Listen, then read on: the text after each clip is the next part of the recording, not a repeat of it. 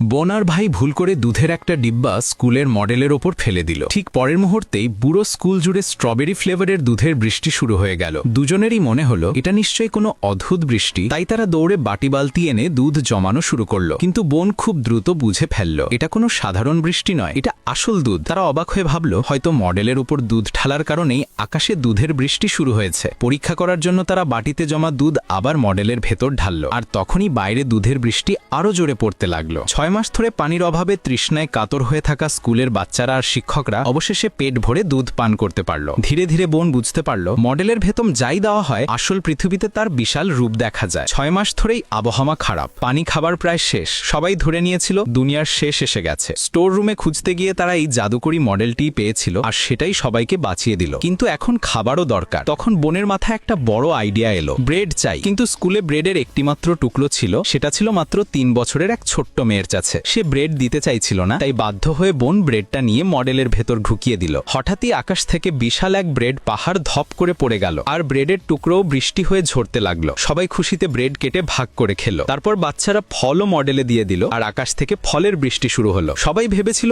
ঈশ্বরই বুঝি এই অলৌকিক ঘটনা ঘটিয়েছেন, কিন্তু কেউ জানতো না ওর পেছনে বোন ভাইয়ের হাত আছে। ঠিক তখনই কিছু লুটেরা ডাকাত স্কুলে ঢুকে পড়ল। প্রিন্সিপাল বললেন স্কুলে কিছু নেই, কিন্তু ডাকাতরা খাবার খুঁজে পেল। তাদের সর্দার রেগে গিয়ে জানতে চাইল এত খাবার এসেছে কোথা থেকে। প্রিন্সিপাল বললেন আকাশ থেকে পড়েছে। এই কথা শুনে সর্দার আরো ক্ষিপ্ত হয়ে সবাইকে ভয় দেখাতে লাগলো। শিক্ষকরা বাচ্চাদের বাঁচানোর চেষ্টা করলেন, কিন্তু বেশিক্ষণ পারলেন না। এদিকে বোন ভাই দৌড়ে স্টোর রুমে ঢুকে গেল। ঠিক তখনই আকাশ থেকে এক বজ্রধ্বনির মতো আওয়াজ ভেসে এলো, লিউ দা চিয়াং, থেমে যাও, আমি এই স্কুলের রক্ষক দেবতা। তোমরা স্কুলের খাবার নিয়েছো, এখনই না থামলে খারাপ হবে। সবাই ভয় পেয়ে গেল। ডাকাত সর্দার বলল এটা কোনো লুকোনো তারের শব্দ, কিন্তু সবাই মনে করিয়ে দিল 6 মাস ধরে তো শহরে তো বিদ্যুৎই নেই। বোন মডেল ব্যবহার করে সেই শব্দ আরো জোরালো করে দিল। সর্দার বিশ্বাস করল না এবং আক্রমণ করতে বলল। তখন বোন টর্চ তুলে বলল, তোমরা কি কখনো রাত 3টা সূর্য দেখেছ? টর্চের তীব্র আলো আকাশ ছড়িয়ে পড়ল। সবাই ভয়ে সিটিয়ে গেল। হঠাৎ টর্চ বন্ধ হয়ে গেল। ভাই টোকা দিতেই আবার জ্বলে উঠল, আর তখনই আকাশে এত ভয়ঙ্কর আলো ছড়িয়ে গেল যে মনে হচ্ছিল সত্যিই যেন সূর্য উঠেছে। ডাকাতরা আতঙ্কে পালাতে শুরু করলো। সর্দার বলল এটা ট্রিক, কিন্তু তার লোকেরা বলল